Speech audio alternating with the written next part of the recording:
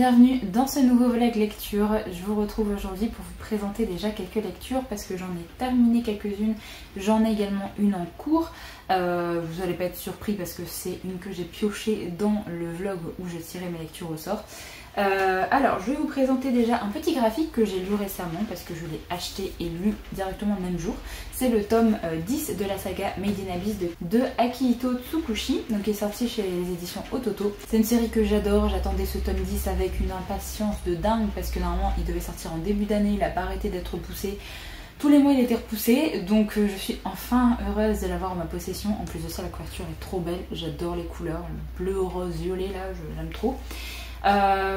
Pour vous faire un rapide résumé, on est dans une histoire un peu fantastique où en fait on va suivre Riko qui est une jeune fille en fait au début de l'histoire et qui souhaite devenir une aventurière et descendre dans ce qu'on appelle l'abysse. Donc en fait elle habite dans une ville qui fait le tour d'un trou gigantesque et ce trou est appelé l'abysse.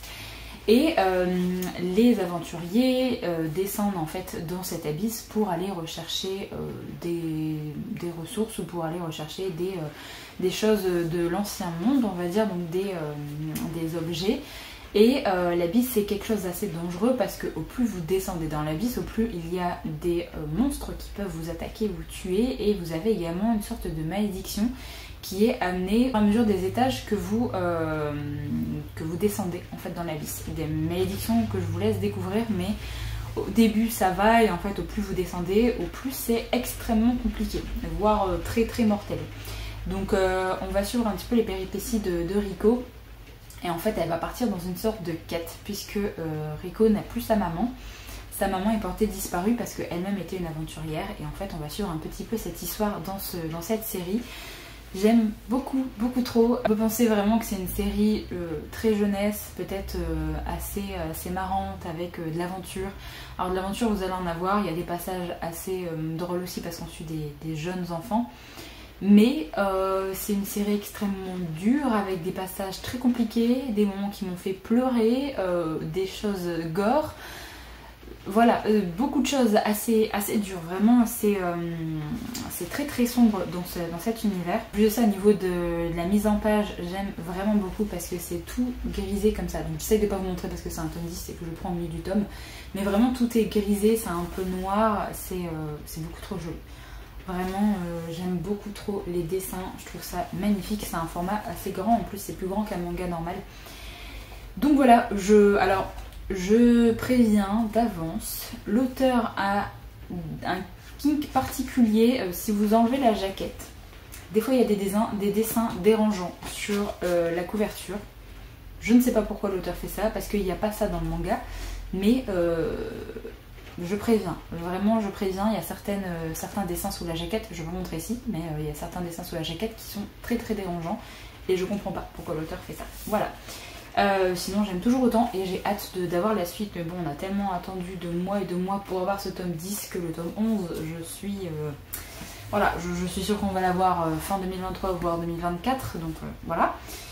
Sinon j'ai découvert deux titres d'une même autrice, une autrice que j'avais déjà découvert avec un premier tome de trilogie fantasy, non je sais plus trop dans quoi c'est classé, que j'avais pas forcément aimé plus que ça, donc j'avais pas continué la série, et là du coup je me suis jeté un petit peu sur ces livres contemporains. J'ai lu les deux titres de Marie Vareille que j'avais dans ma pile à lire. Donc j'ai lu La vie rêvée des chaussettes orphelines et Un Ségel, les bulles de savon.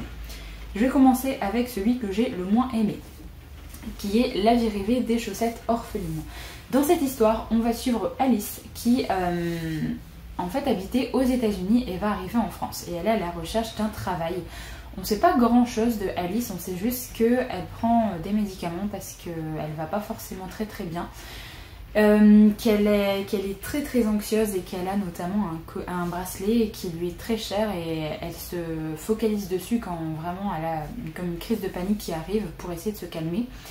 Et en France elle va poser pas mal de CV pour essayer de trouver du boulot, sauf que c'est très compliqué. Elle va être appelée par une personne qui vient d'ouvrir une nouvelle start-up Sauf qu'elle fait un petit peu la recherche sur cette personne et elle s'aperçoit qu'il a déjà ouvert plus de 15 startups, je crois, qui n'ont pas fonctionné, qui se sont tous arrêtés du jour au lendemain. Donc elle se dit, bon, je vais y aller quand même, au pire si ça me fait quelques mois de travail dans cette startup et que la startup ferme après, bah, c'est pas grave, ça me fait quand même de l'argent. Donc elle va aller à cet entretien. Et en gros, il va lui dire qu'il veut ouvrir une start-up qui va permettre de retrouver les chaussettes orphelines. Puisque au fur et à mesure, on s'est tous retrouvés avec une chaussette qui n'avait pas sa jumelle. Et du coup, il veut ouvrir ça pour retrouver un petit peu des chaussettes orphelines comme ça. Donc il veut ouvrir une start-up sur ce principe-là. Donc on va suivre un peu cette histoire et on va suivre notamment Alice qu'on va découvrir au fur et à mesure. On va essayer de comprendre ce qui s'est passé dans sa vie. On a des passages dans le passé où en fait on va apprendre un petit peu plus de choses sur la vie de Alice et notamment qu'elle essayait de tomber enceinte. Elle était avec quelqu'un depuis pas mal de temps et en fait voilà, ils se sont mis d'accord pour avoir un enfant. Donc elle a eu pas mal de problèmes elle avait pas mal de problèmes pour tomber enceinte, donc on va suivre un petit peu tout ce qui se passe dans sa vie à ce moment-là. On va suivre également la relation qu'elle a avec sa mère et également la relation qu'elle a avec sa sœur Scarlett. Donc on va les relations de famille, notamment la relation entre les deux sœurs est extrêmement importante et j'ai trouvé qu'elle était vraiment très bien faite. C'est quelque chose que j'ai beaucoup aimé dans le roman. J'ai beaucoup aimé quand même le personnage de Alice, j'ai bien aimé savoir ce qui se passait dans son passé, qu'est-ce qui a fait en sorte qu'elle soit venue du coup en France. Alors elle a la double nationalité, elle est américaine et française, donc elle peut en soi rester dans les deux pays. Mais du coup pourquoi est-ce qu'elle a quitté tout son environnement aux États-Unis? Pourquoi est-ce qu'elle n'est plus avec la personne qu'elle était avant? Qu'est-ce qui s'est passé en fait? Donc on va connaître un petit peu tout ce qui s'est passé dans la vie de Alice. Je vous en dis pas plus parce que vraiment on a des informations dans le passé et on a des informations un peu dans le présent. Dans le présent on va également voir des nouvelles relations qu'elle va nouer avec ses collègues de travail notamment. Donc voilà, on a le côté maternité qui est assez présent aussi dans la partie du passé, la relation entre les deux sœurs qui est très présente aussi. Donc vous avez pas mal de petites thématiques comme ça qui sont amenées dans le roman. Le roman était sympa, je n'ai pas trouvé ça extraordinaire, j'ai eu un peu de mal à rentrer dedans, mais ça se lisait bien. Et en fait, la fin a tellement tout gâché. J'ai lu la fin, je me suis dit non. Je suis pas d'accord, j'ai pas aimé la fin. Vraiment, ça reste une bonne lecture parce qu'en soi, j'ai pas passé un mauvais moment et que c'est le choix de l'autrice d'avoir fait une fin comme ça. Elle est plausible, il n'y a rien de complètement aberrant, mais juste, je m'attendais pas à ça et je voulais pas que ce soit ça. Vraiment, j'ai pas compris pourquoi l'autrice faisait ça et notamment, en fait, il y a un twist à la fin. Et il y a des choses qui vont se passer après ce twist et il y a une chose qui se passe, mais moi je suis désolée, mais c'est un non mais catégorique, j'ai pas compris. Je peux pas vous dire parce que sinon je vous spoil, mais vraiment il y a eu une petite révélation. On va apprendre ce qui s'est passé avec le passé de Alice et en fait quand on a cette révélation, on a encore plusieurs chapitres ou plusieurs pages où en fait on continue un peu l'histoire et j'ai pas adhéré vraiment à la fin. J'étais trop déçue, je me suis dit c'est pas possible, moi je trouve pas ça normal en fait et voilà, je suis pas trop d'accord, mais pourquoi pas, l'autrice a voulu faire ça, soit c'est son idée, mais vraiment j'ai juste été trop déçue par la fin. Si jamais vous voulez en parler, n'hésitez pas à venir m'en parler sur Instagram, pas dans les commentaires pour pas spoiler s'il vous plaît. Mais voilà, trop déçue. Dommage, parce qu'en fait j'ai lu Ainsi gèlent les bulles de savon avant, j'ai adoré. Donc je me suis dit, mais vas-y, je vais lire l'autre titre de l'autrice, je suis sûre que ça va être une très bonne lecture, surtout que j'ai entendu plus de bons avis sur la vie rêvée des chaussettes orphelines que sur Ainsi gèlent les bulles de savon. Et au final, pour moi c'était plus le contraire.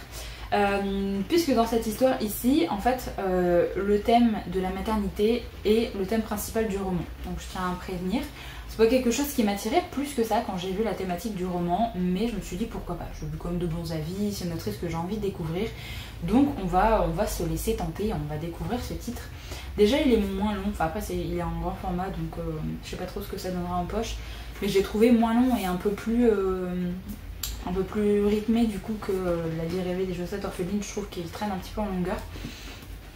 Ici on va suivre plusieurs femmes, plusieurs points de vue. On a le point de vue d'une femme qui vient de tomber enceinte en fait. Elle vient de voir, elle vient de faire un test de grossesse sur les toilettes, elle vient de voir que ce test de grossesse est positif. Et en fait on va suivre un petit peu sa vie à elle. C'est une personne qui a du mal à exprimer un petit peu ce qu'elle pense et en gros elle va se faire virer de son travail le jour où elle apprend qu'elle est tombée enceinte. Donc ça n'a rien à voir avec ça parce que son patron ne savait pas qu'elle était enceinte. Mais voilà, elle se fait virer ce jour-là et en gros on va suivre un petit peu sa vie de famille, on va suivre tout ce qui va se passer avant la naissance de l'enfant et tout ce qui va se passer après la naissance de l'enfant. On a également le point de vue d'une femme qui, on ne sait pas trop ce qui lui est arrivé, mais en fait elle est partie à l'étranger. On sait qu'elle a quitté son chez elle et on sait également qu'elle a quitté son bébé. On va essayer de comprendre ce qui s'est passé également dans sa vie, pourquoi elle est partie, pourquoi elle a quitté son enfant, qu'est-ce qui s'est passé dans sa famille, qu'est-ce qui s'est passé dans sa vie en fait. Donc on va suivre ça. Après on va également suivre la vie d'une jeune femme qui va rentrer à l'université et on va suivre un petit peu sa vie. Alors au début j'étais en mode bon d'accord, on suit tout ce qui est maternité, donc les deux points de vue des deux femmes, pourquoi pas, c'est logique, etc. Mais en fait je comprenais pas le point de vue de la personne la plus jeune, donc de celle qui va rentrer à l'université. Je comprenais pas trop, mais au final c'est bien imbriqué dans le roman, on sait pourquoi on la suit elle. Et c'est expliqué dans le roman, donc je peux pas trop vous dire de choses sur elle, mais sachez qu'on a un troisième point de vue. Je peux pas vous dire grand chose de plus. En soi, on va parler de la maternité, de l'amour d'une mère à son enfant sous tous les sens, sous tous les points de vue. Donc c'est assez intéressant à suivre également parce qu'on a tout le côté postpartum qui va être amené, tout ce qui est dépression également liée au fait d'avoir un enfant, tout ce qui est charge mentale, comment une vie de couple peut évoluer suite à la naissance d'un enfant. Voilà, je ne vais pas vous en dire grand chose de plus parce que sinon je vais vite spoiler le roman, il n'est pas très long. J'ai vraiment beaucoup aimé, j'ai adoré suivre les personnages. Je vous dis, il y a uniquement le personnage de la jeune femme que j'étais en mode bon d'accord je l'assume, en fait je m'intéressais pas plus que ça à sa vie parce que je trouvais pas forcément que c'était très intéressant, mais au final c'est une fois qu'on arrive à peu près dans le milieu du roman, on comprend un petit peu vite fait ce qui se passe et j'ai trouvé ça bien la façon dont c'était amené. Donc j'ai vraiment bien aimé ce roman parce que je trouve que tout est bien expliqué et c'est genre un roman que même si vous êtes un homme, vous pouvez clairement lire ce livre là parce que ça vous permet de comprendre également tout ce qui est charge mentale d'une femme quand elle devient mère, tout ce qui peut se passer dans sa tête en fait une fois qu'elle a un enfant. Donc c'est genre un livre d'utilité publique vraiment pour éviter d'avoir encore et toujours des personnes qui viennent plomber en fait le mental d'une personne qui vient d'accoucher, d'une personne qui est en train d'élever ses enfants, lui dire des choses horribles parce que du coup elle ne fait que ça de sa vie. Enfin vous voyez le genre de tous les propos en fait que certaines personnes peuvent avoir envers des personnes qui viennent d'accoucher, viennent d'avoir un enfant, pourquoi est-ce qu'elles vont pas bien alors que tout se passe bien dans leur vie, voilà, enfin beaucoup de critiques envers la société et j'ai trouvé que c'était vraiment bien amené. J'ai beaucoup aimé sa façon de dénoncer les choses sans forcément être non plus extrêmement virulente dans ses propos, donc j'ai beaucoup aimé ça. J'ai beaucoup aimé également tout ce qui est amené en fait autour de l'amour que porte une mère à son enfant, donc j'ai trouvé ça vraiment très très bien. Pour une thématique qui me tentait pas plus que ça, franchement l'auteur c'est vraiment très bien a très bien mené sa barque on va dire dans ce livre là parce que j'ai été vraiment happée par l'histoire, j'ai vraiment beaucoup aimé les personnages. Et il y a un personnage qui côtoie justement la maman qui vient d'accoucher, que j'aimais pas beaucoup au début, et en fait on apprend à la connaître, on apprend un petit peu à qui elle est et quel rôle elle va avoir justement dans la vie de notre héroïne. Et au final j'ai réussi à beaucoup l'apprécier. Donc voilà, je suis contente de l'avoir lu. J'ai encore d'autres types de Marie Varey à découvrir que j'ai pas dans ma palle. J'ai lu tous les Marie Varey que j'avais dans ma pile à lire déjà.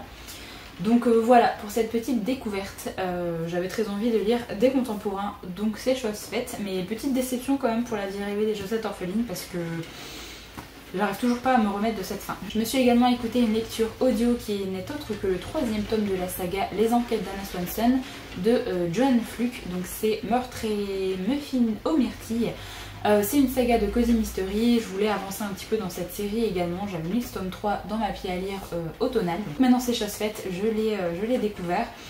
Je suis toujours un petit peu mitigée en fait avec cette série, j'aime bien, mais je suis jamais non plus hyper convaincue, enfin c'est pas un coup de cœur, c'est pas une excellente lecture, c'est juste une lecture où je suis en mode c'était sympa. Voilà, c'était sympa, la troisième tome était sympa. Il y a quelques petits trucs qui me dérangent, mais bon, soit, je vais déjà vous faire un petit résumé avant de donner un peu mon avis. On va toujours suivre la vie de Anna Swanson, qui est une jeune femme qui a ouvert un cookie jar dans une petite ville, et en fait on va suivre un petit peu sa vie de tous les jours. C'est un livre qui donne très faim parce qu'il y a toujours des recettes, on parle toujours de manger, de cookies, de plein de choses, et forcément si vous n'avez pas mangé, vous allez avoir envie de dévorer des trucs pas très sains, je pense. Et en fait dans cette histoire, à chaque fois elle va être mêlée, elle va soit trouver le cadavre de quelqu'un, soit essayer de savoir un petit peu ce qui s'est passé parce qu'elle connaissait cette personne. Du coup dans ce tome 3 c'est ce qui va se passer. On est en plein mois d'hiver, il va y avoir le carnaval hivernal je crois qui va commencer. Donc il va y avoir pas mal de petites choses organisées dans cette petite ville, il va y avoir notamment pas mal d'activités pour les enfants, et en gros il va y avoir aussi un gros gâteau qui va être fait par une célèbre personne qui a sa propre émission de cuisine qui va arriver dans cette petite ville pour faire un très très gros gâteau. Cette personne est pas très gentille, pour rester polie, elle traite tout le monde un petit peu comme du caca.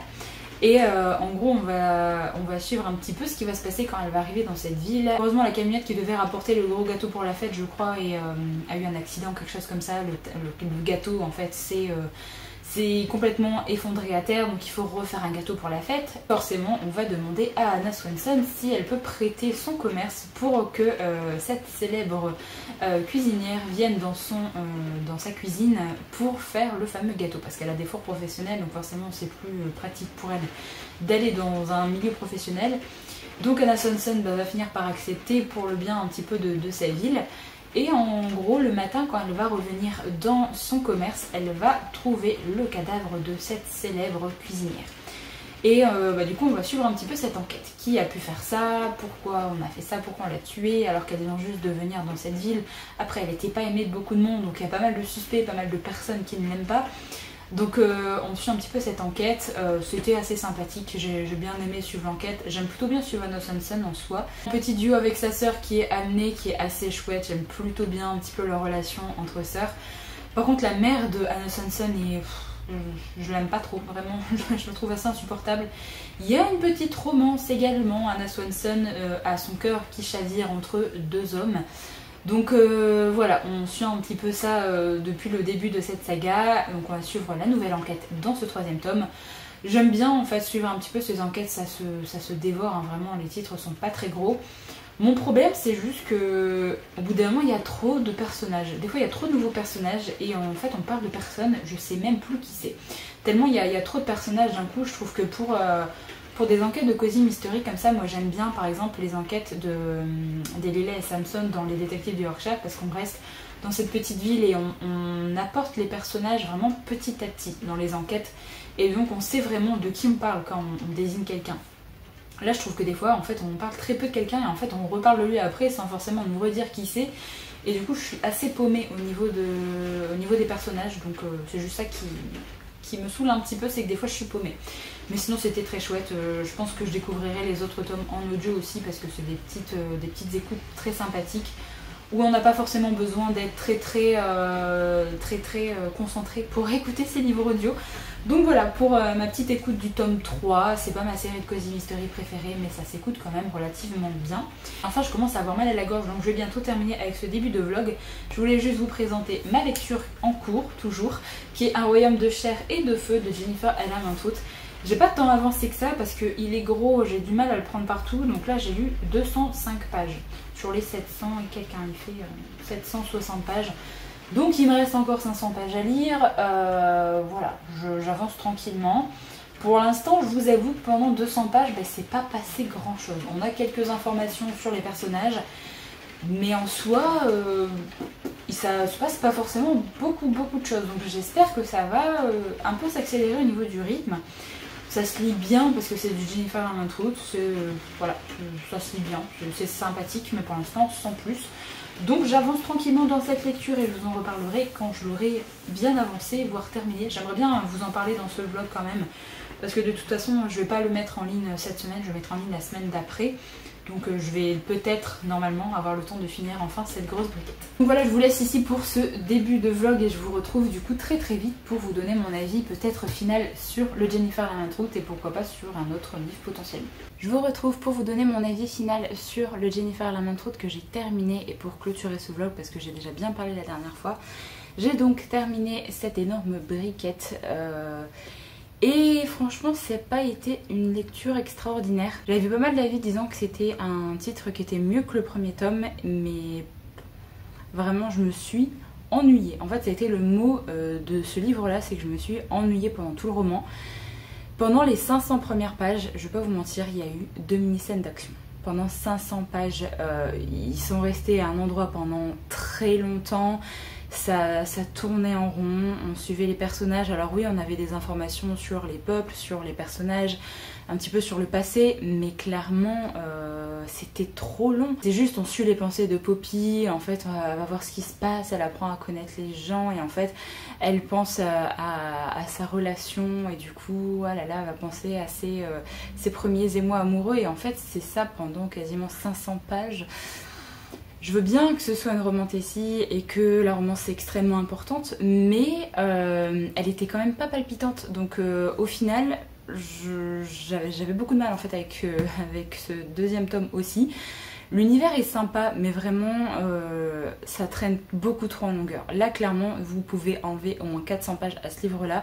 Et en fait, il aurait été beaucoup mieux. Il aurait été beaucoup plus rythmé, ça aurait été plus intéressant à suivre les personnages parce qu'il y a certaines scènes qui sont sympas à suivre, la fin donne envie de connaître la suite forcément, mais c'était trop long, vraiment je comprends pas moi la longueur, pourquoi l'auteur a choisi de déblatérer autant sur des sujets dont on n'avait rien à faire. Et il y a plein de scènes qui ne servaient strictement à rien, qui faisaient même pas avancer l'histoire, qui faisaient pas forcément avancer la relation entre les personnages.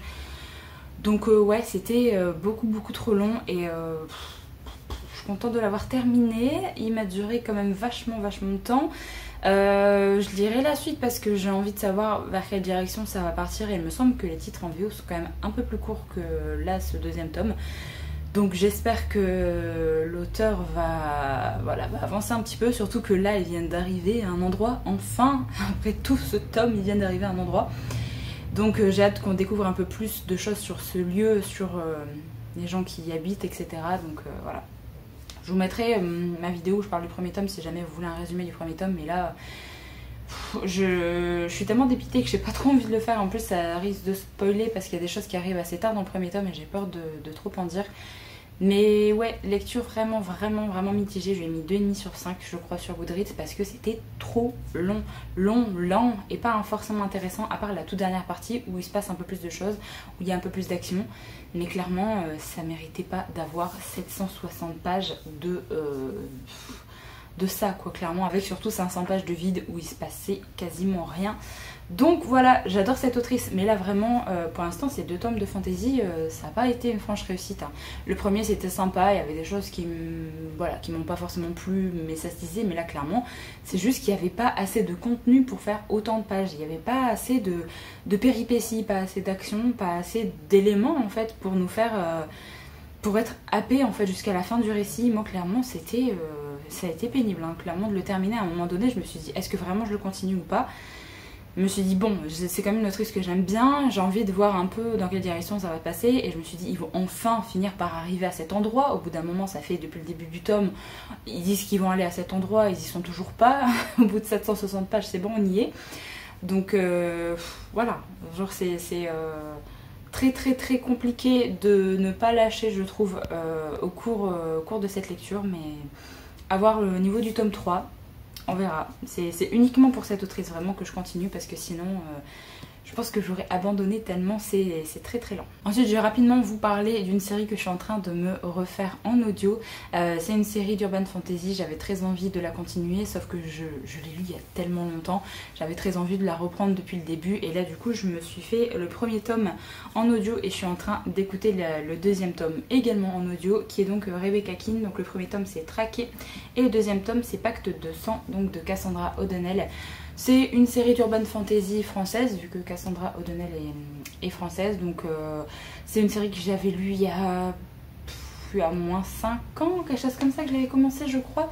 Et en fait, c'est clairement la série où j'en attends pas forcément grand chose à chaque fois, c'est juste sympathique, c'est bourré d'action, il y a pas mal d'humour, il y a des clichés, oui, il y a des stéréotypes, oui. J'en attends pas forcément grand chose en fait de cette série, juste c'est assez addictif, c'est palpitant, il se passe pas mal de choses, il y a des petites enquêtes. Là on va suivre Rebecca qui arrive, qui habite dans une ville avec sa fille Leonora. Et en gros on comprend que Rebecca est une sorcière et qu'elle a fui un endroit, elle fuit son ancien clan pour certaines raisons, et en gros elle se retrouve dans une ville où il y a pas mal de créatures différentes, il y a des vampires, il y a des loups-garous, il y a pas mal de petites choses et tout ne se passe pas forcément très bien. Et en gros elle va être un petit peu là pour faire la police entre les peuples, puisqu'il y a un pacte qui a été signé entre les peuples pour essayer de se laisser tranquille et de plus attaquer les autres voisins, on va dire. Et elle, du coup, elle se retrouve un petit peu au milieu de tout ça. Et forcément, il y a de la romance parce que c'est l'urban fantasy. Voilà, c'est vraiment une lecture sans prise de tête. Et je suis très contente de me le refaire en audio, du coup, pour pouvoir enchaîner. Je crois que jusqu'au tome 5. Et après, du coup, j'aurai le 6 à relire. Et le tome 7, je ne l'ai pas encore acheté. Donc voilà, ce sera une petite lecture tranquille d'urban fantasy avant d'enchaîner d'autres sagas que j'aimerais bien lire par exemple l'année prochaine. Donc je me fais ça tranquillement et je vous en reparlerai pas forcément quand je reviens dessus. Pas grand chose de dire sur le livre à chaque fois. C'est assez addictif, j'aime plutôt bien moi les personnages, j'aime beaucoup Rebecca, j'aime bien l'humour qui est présent dans cette série. Donc voilà, c'est vraiment genre la série qui va m'accompagner un petit peu. Alors je pense pas que je vais la terminer là cette année, ça c'est clair. Surtout que le tome 7 n'est pas le dernier tome, il me semble qu'il y a un tome 8 qui n'est pas encore sorti. Et voilà, c'est une petite lecture qui va m'accompagner entre d'autres lectures. Donc voilà, j'en ai terminé avec ce vlog lecture. Je vais directement en entamer un nouveau puisque j'ai décidé de refaire le même principe que le vlog où je piochais mes lectures. Donc je vais commencer un nouveau vlog avec ce même principe. Agrémenter l'une des deux pioches parce que je trouvais que c'était plus intéressant de mettre également d'autres thématiques. Donc vous verrez ça dans le prochain vlog lecture. En tout cas, j'espère vraiment que celui-ci vous a plu et vous a peut-être permis de découvrir certains titres. Je vous remercie d'avoir regardé jusqu'au bout. Moi je vous retrouve très bientôt dans une prochaine vidéo. Donc en attendant, prenez soin de vous.